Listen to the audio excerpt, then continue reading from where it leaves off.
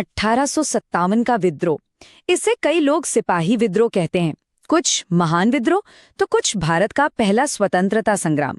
नाम चाहे जो भी हो, ये भारत के इतिहास की एक बहुत ही अहम और हिंसक घटना थी। तो चलिए आज इसी जटिल कहानी की परतों को एक एक करके खोलते हैं। सोचिए जरा, क्या सिर्फ एक अफवाह में इतनी ताकत हो सकती है कि वो एक जंग छेड़ दे? यही सवाल इस पूरे विद्रोह के केंद्र में है, क्योंकि इसकी शुरुआत सच में एक अफवाह से ही हुई थी। इस पूरी सिचुएशन को समझने के लिए चिंगारी और बारूद वाली बात एकदम सही बैठती है। तो सबसे पहले आइए उस चिंगारी पर नजर डालते हैं जिसने इस सुलगते हुए ढेर में आग लगा दी। तारीख थी 10 मई 1857 और जगह थी मेरठ। यहीं पर ब्रिटिश ईस्ट इंडिया कंपनी की सेना में काम करने वाले भारतीय सैनिक, जिन्हें सिपाही कहा जाता था, उन्होंने खुलेआम बगावत कर दी। यहीं से विद्रोह की आग भड़क उठी। और वो चिंगारी क्या थी? वो थी एक अफवाह। अफवाह ये कि सिपाहियों को जो नई राइफलें दी गई हैं, उनकी कारतूसों पर गाय और सुअर की चर्बी का लेप है।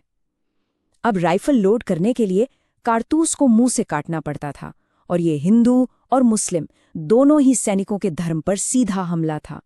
देखिए, असल में दिक्कत थी एनफील्ड राइफल को लोड करने के तरीके में। सिपाहियों को बारूद भरने के लिए कारतूस को अपने दांतों से फाड़ना पड़ता था। उनके लिए ये सिर्फ एक फौजी हुक्म नहीं था, बल्कि ये उनकी आस्था और धर्म को भ्रष्ट करने जैसा था, और ये वो सीमा थी जिसे वो पार करने को बिल्कुल तैयार नहीं थे। और फिर देखते ही देखते कुछ ही हफ्तों में ये छोटी छोटी चिंगारियां एक बड़े विद्रोह की आग में तब्दील हो गईं। मंगल पांडे के हमले से लेकर मीरज में 85 सिपाहियों को दी गई सजा तक, हर घटना ने माहौल को और गर्मा दिया, जब तक कि सब कुछ भड़क नहीं उठा। तो ये तो थी चिंगारी, लेकिन वो बारूद का ढेर, वो तो पिछले 100 सालों से धीरे धीरे जमा हो रहा था। कारतूस वाली घटना तो बस वो आखिरी वजह बनी जिसने आग लगा दी। ईस्ट इंडिया कंपनी अपनी नीतियों से भारतीय शासकों की ताकत छीन रही थी, खासकर डॉक्ट्रिन ऑफ लैप्स जैसी पॉलिसी और अवध को हड़प लेना। इन सब ने कई राजघरानों को अपना दुश्मन बना लिया था, जो अब बदला लेने का मौका ढूंढ रहे थे। इस नीति को तो सीधे सीधे परंपरा पर एक हमला माना गया। इसके चलते कई ताकतवर शाही खानदानों ने अपने राजपाट खो दिए और वो सीधे सीधे ब्रिटिश शासन के खिलाफ हो गए। और ये नीतियां सिर्फ राजनीति तक सीमित नहीं थी, ये लोगों की निजी जिंदगी में भी उथल-पुथल मचा रही थी। झांसी की रानी लक्ष्मीबाई इसकी एक जीती जागती मिसाल है। एक ऐसी रानी जिन्हें इन्हीं ब्रिटिश नीतियों ने विद्रोही बनने पर मजबूर कर दिया। ये गुस्सा सिर्फ राजा महाराजाओं तक ही नहीं था। ब्रिटिश नीतियों ने समाज के हर तबके को परेशान कर रखा था। खेतों में काम करने वाले किसान से लेकर घर चलाने वाले परिवार तक। भारी टैक्स, बर्बाद होते देसी उद्योग और सामाजिक सुधारों के नाम पर परंपरा में दखल, इन सब ने आम लोगों में भी असंतोष भर दिया था।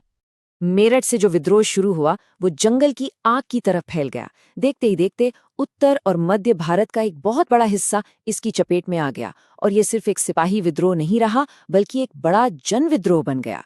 विद्रोह बहुत तेजी से फैला, खासकर गंगा के मैदानी इलाकों में। दिल्ली, लखनऊ, कानपुर, झांसी, ये सब शहर विद्रोह के बड़े सेंटर बन गए। ये वही इलाके थे जो कंपनी शासन के लिए सबसे अहम थे। विद्रोहियों का दिल्ली पर कब्जा करना एक बहुत बड़ा कदम था, सिंबॉलिक भी और स्ट्रेटेजिक भी। उन्होंने आखिरी मुगल बादशाह को अपना नेता घोषित कर दिया। इससे उन्होंने इस विद्रोह को एक कानूनी शक्ल देने की कोशिश की और इसे पूरे हिंदुस्तान की लड़ाई के तौर पर पेश किया। इस विद्रोह की एक और खास बात ये थी कि इसका कोई एक चेहरा या एक नेता नहीं था। कानपुर में नाना साहब, झांसी में रानी लक्ष्मीबाई, अवध में बेगम हजरत महल, अलग अलग इलाकों में कई ताकतवर नेता उभरे जिन्होंने इस संघर्ष को एक मजबूत आधार दिया। एक बात हमें समझनी होगी कि यह संघर्ष बहुत ही क्रूर था। दोनों ही तरफ से जुल्म हुए, चाहे वो कानपुर में ब्रिटिश नागरिकों का नरसंहार हो या फिर अंग्रेजों का दिल्ली जैसे शहरों पर बर्बर बदला। हिंसा की कोई कमी नहीं थी। भले ही इस विद्रोह को आखिर में कुचल दिया गया, लेकिन इसने हिंदुस्तान और ब्रिटिश साम्राज्य दोनों को हमेशा हमेशा के लिए बदल दिया। इसके जो नतीजे निकले वो बहुत दूर तक जाने वाले थे। इस विद्रोह की जो मानवीय कीमत थी वो वाकई चौंकाने वाली है। अनुमान है कि करीब 8 लाख भारतीय मारे गए, जिसमें सिर्फ लड़ाई ही नहीं बल्कि उसके बाद फैले अकाल और बीमारियां भी शामिल थी। ये आंकड़ा इसके विनाशकारी असर को दिखाता है। विद्रोह के बाद भारत का नक्शा ही बदल गया। सबसे बड़ा बदलाव था ईस्ट इंडिया कंपनी के राज का खात्मा। अब भारत पर कोई ट्रेडिंग कंपनी नहीं, बल्कि सीधे ब्रिटिश महारानी का शासन था। यहीं से ब्रिटिश राज की असली शुरुआत हुई। तो कुल मिलाकर हुआ क्या? कंपनी का राज खत्म, ब्रिटिश राज शुरू। 300 साल पुराने मुगल साम्राज्य का हमेशा के लिए अंत हो गया। लेकिन शायद सबसे अहम नतीजा ये था कि इस साझे संघर्ष ने पहली बार लोगों में एक होकर लड़ने की भावना पैदा की। यहीं से एक संगठित भारतीय राष्ट्रवाद के बीज पड़े, जिसने आगे चलकर आज़ादी की लड़ाई की नींव रखी। और आखिर में ये सवाल हमारे सामने खड़ा होता है, क्या 1857 सिर्फ एक नाकाम बगावत थी, या फिर ये वो पल था जब एक राष्ट्र के तौर पर आधुनिक भारत की पहचान ने जन्म लेना शुरू किया? इस पर सोचना